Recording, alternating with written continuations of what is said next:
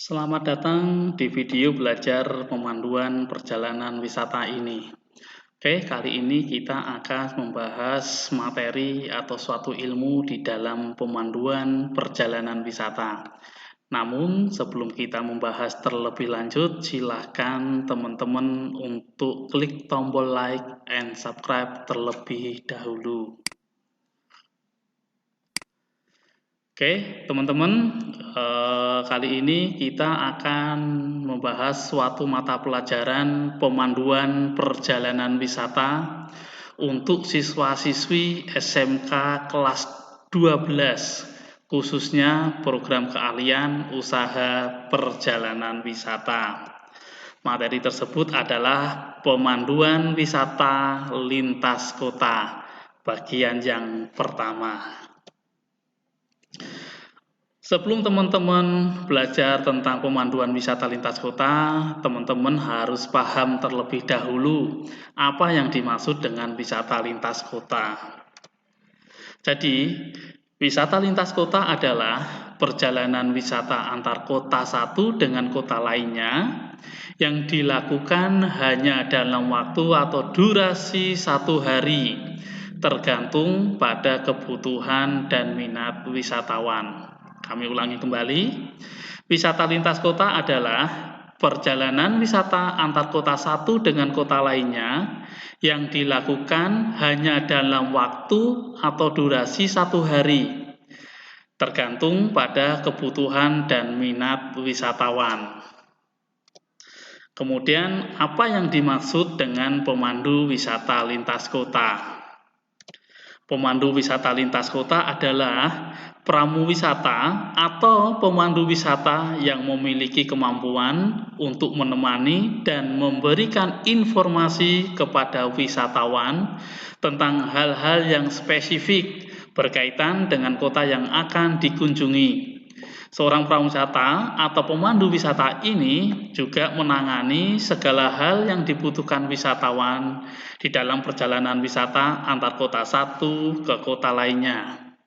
Kami ulangi, pemandu wisata lintas kota adalah pramuwisata atau pemandu wisata yang memiliki kemampuan untuk menemani dan memberikan informasi kepada wisatawan tentang hal-hal yang spesifik berkaitan dengan kota yang akan dikunjungi. Seorang prawisata atau pemandu wisata ini juga menangani segala hal yang dibutuhkan wisatawan dalam perjalanan wisata antar kota satu ke kota lainnya.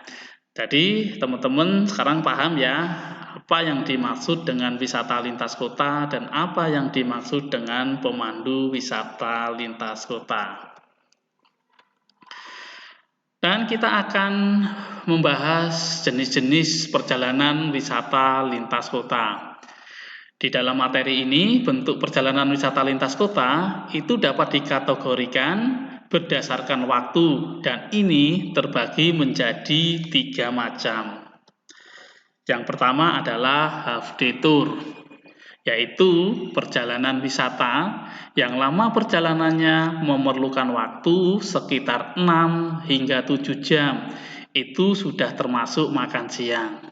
Dan biasanya wisata atau tur ini dilakukan setelah makan pagi. Objek wisata yang dikunjungi adalah objek wisata yang dibuka pada pagi dan siang hari.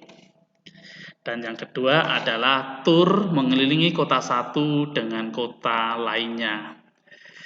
Tur ini biasanya dalam bentuk paket city tour, yaitu mengelilingi kota satu dengan kota lainnya. Dan lama perjalanan wisata atau tur ini sekitar 8 jam. Itu sudah termasuk waktu untuk makan siang. Dan tur ini biasanya dilakukan setelah makan pagi dan berakhir sebelum matahari terbenam atau gelap. Objek wisata yang dikunjungi adalah objek wisata dengan kegiatan yang dapat dilihat pada pagi dan siang hari. Kemudian jenis perjalanan wisata lintas kota yang ketiga adalah one day tour atau full day tour. atau tur 1 hari, yang mana lama perjalanan wisata atau tur ini kurang lebih sekitar 8 hingga 10 jam. Itu sudah termasuk waktu untuk makan siang. Dan tur ini umumnya dilakukan setelah makan pagi dan kemudian berakhir sebelum hari gelap. Objek wisata yang dikunjungi adalah objek wisata dengan kegiatan yang dapat dilihat pada pagi dan siang hari. Dan itu teman-teman jenis-jenis perjalanan wisata lintas kota yang berdasarkan waktunya terbagi menjadi 3 macam. Untuk contoh perjalanan wisata lintas kota, kami sudah siapkan contoh paket wisata Jogja One Day Tour. Jogja One Day Tour itu mengunjungi Lavatur Merapi dan Borobudur Temple. Destinasi yang pertama adalah wisatawan akan kami ajak untuk menuju kawasan lereng Gunung Merapi yang berhawa sejuk dan segar untuk melakukan kegiatan Lavatur Merapi.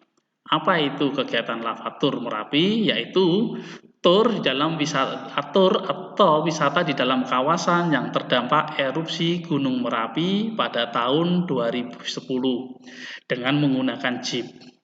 Dan waktu yang tepat untuk mengunjungi tempat ini adalah ketika cuaca cerah. Dan selanjutnya menuju ke Candi Borobudur, yang mana Candi Borobudur adalah sebagai candi Buddha terbesar dan termegah di dunia, yang dibangun dengan menggunakan 60.000 batu meter persegi pada abad ke-8. Dan Candi Borobudur ini merupakan salah satu keajaiban dunia yang diakui oleh UNESCO.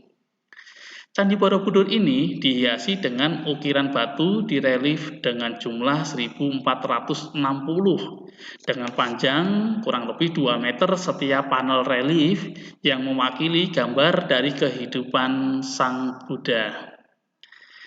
Kemudian para komentator mengklaim bahwa Candi Borobudur adalah ensembel relief Buddha terbesar dan terlengkap di dunia yang tidak tertandingi dalam artistiknya. Oke, itu tadi teman-teman contoh dari perjalanan wisata lintas kota yang kami ambil contohnya adalah Jogja One Day Tour. Oke, terima kasih teman-teman yang sudah menonton dan mengklik tombol like and subscribe video belajar pemanduan perjalanan wisata ini. Kita akan bertemu kembali di materi-materi berikutnya. Terima kasih, matur nuwun.